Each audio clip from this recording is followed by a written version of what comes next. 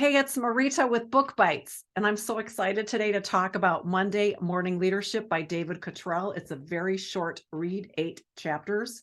It's essentially the process that a leader, a management leader, goes through with a coach on a specific issue that he's having. He's an employee, so that's important to know. I tend to work with entrepreneurs, but he's an employee in a corporation, and it's really interesting to watch uh, the problem, the advice, the execution and implementation of the advice, and then you come back next week, and he only had an 8-week gig, and to how that just all unfolded is quite well. I work with a coach, and really it's she doesn't want to talk to you unless I've done what she's said to do.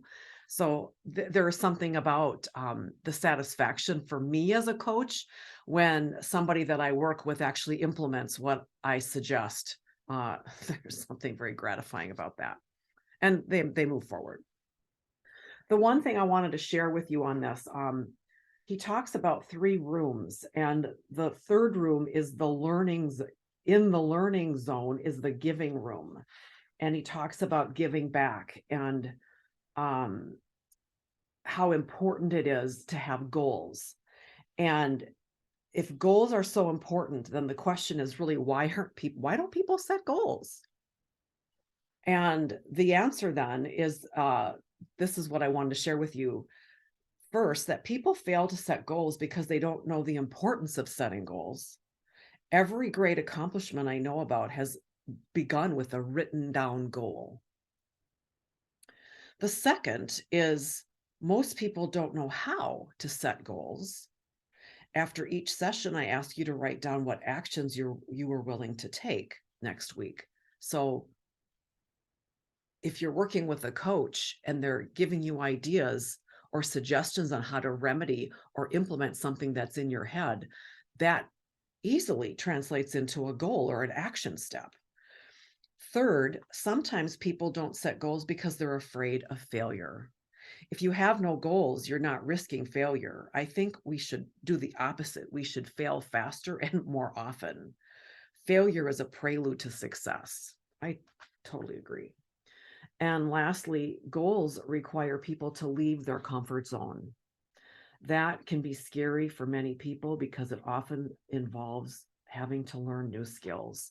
And that's where the comfort zone comes in, right? I mean, we don't know what we don't know. I have heard that if I'm holding something, I can't reach for something new without opening my hand, right? I have to let it go in order to pick this up. Same thing. I have to let go of an old pattern, an old habit, an old thing that ain't working in order to create something new. And so I think there's value in this book if you are a leader or an aspiring leader. Doesn't matter if you're in a corporation or not. It takes you through a scenario that I, as an entrepreneur, don't necessarily have, but I can see the value in it.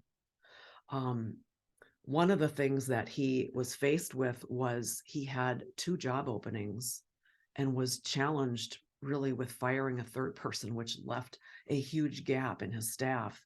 And he was really challenged to not hire quickly in order to fill the position, but to hire, I think he called it tough, to hire tough, to really choose a really high echelon type of individual who had longevity within the firm. And interestingly, then I don't know where that is. It maybe in the epilogue.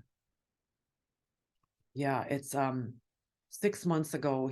I was promoted, and Jenny, she had left the company because she was so fed up with the lack of leadership.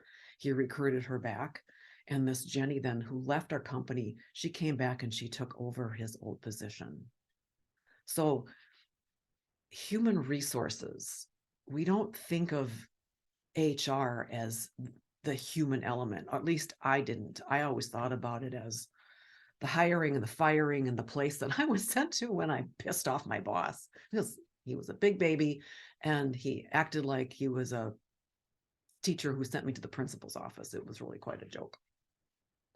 Hence my bad taste in my mouth for working for corporate.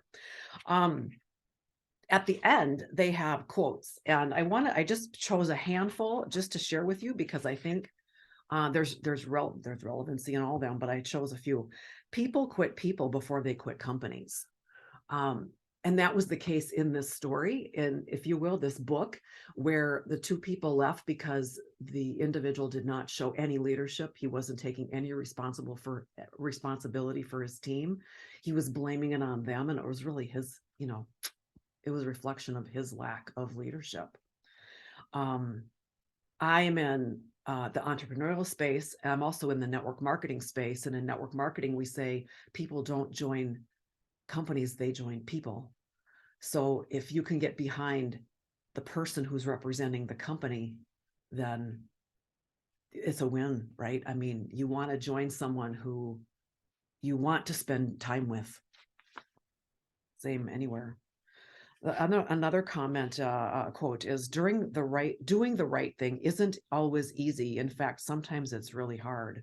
But just remember that doing the right thing is always right.